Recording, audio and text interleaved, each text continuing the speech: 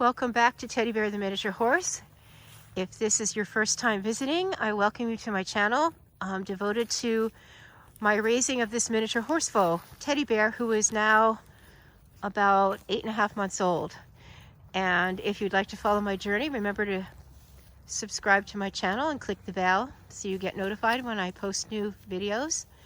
And right now I'm probably going to be doing videos about once a week. It's bitterly cold out today, and it's a little bit harder to do different things with the horses when it's this cold. At least the snow, we had a foot of snow about a week ago, and that is pretty much melted. But this, of course, is Teddy Bear if you're new, and I want to say hello to all of you who have been commenting. I've been getting quite a few comments, some of you on a regular basis. Hello. It's always good to hear from you. And again, Teddy, he's 8 months old now.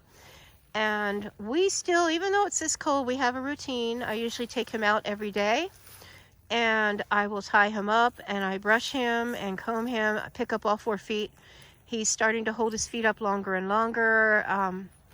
And he has had his feet trimmed once by a farrier, and it's just so cold out. I'm hoping that we can hold out a little bit longer till it warms up a little bit. Sometimes February is snowier, but it's not quite so cold. But I do that, and then of course I lead him out, practice leading him at a walk and a trot and backing.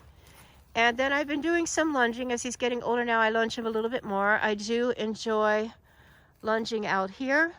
I sometimes do it inside of the smaller pasture, but it's always fun to do it out in the open.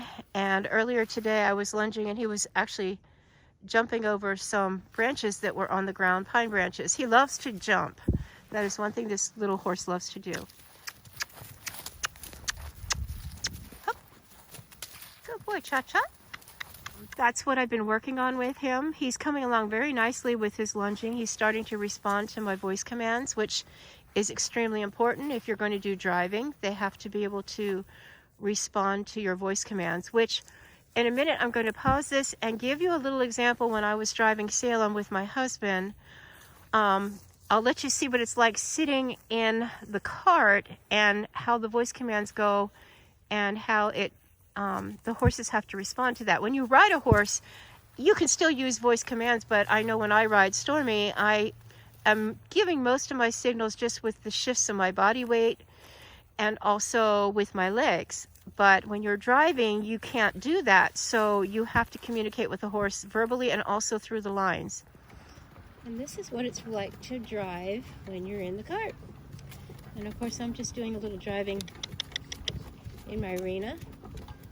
And my husband is videotaping. He's riding in the cart with me, so I can't see for sure what he's getting in the picture because I don't want to take my eyes off of what I'm doing.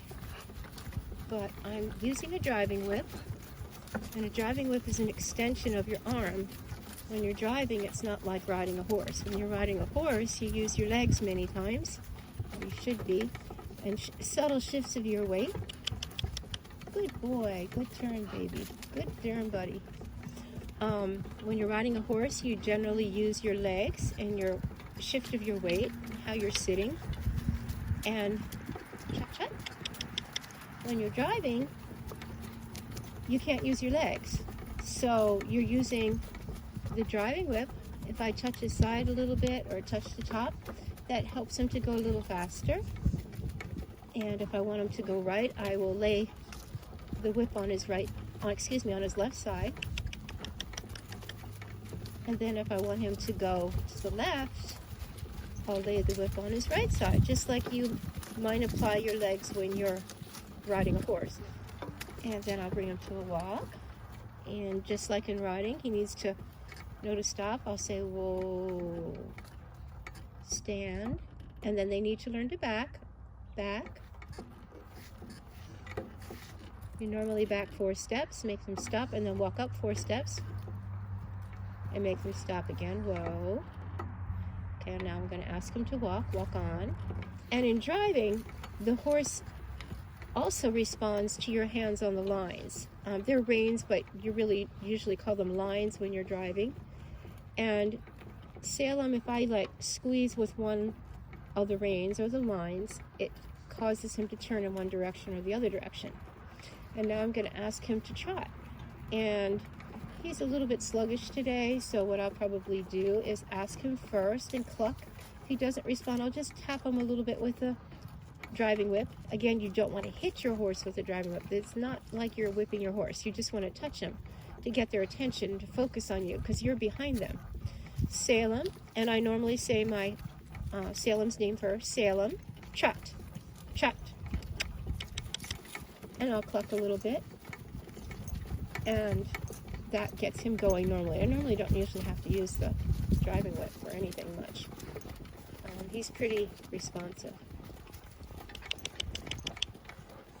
Anyway, I'm going to turn to the right now, and I'm going to do a sharp turn to the right. Of course, when you're driving, you don't want to ever turn too sharp, or you're going to flip your cart over, and also the top of the shafts can only go so far on this type of cart. And then there's different speeds of trotting. Right now, I'm just doing a very easy trot with Salem. Salem, there's different kinds of driving, too. Salem is, I usually take him in what's called Western Country Pleasure.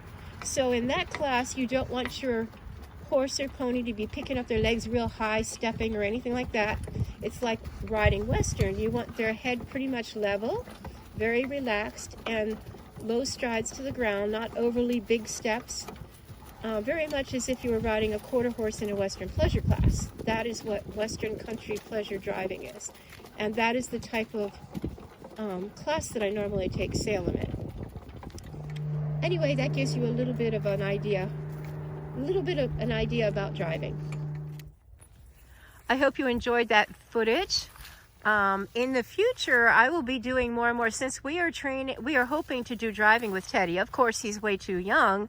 He won't start pulling weight till he's probably around 3 years of age, and then not too heavy for him.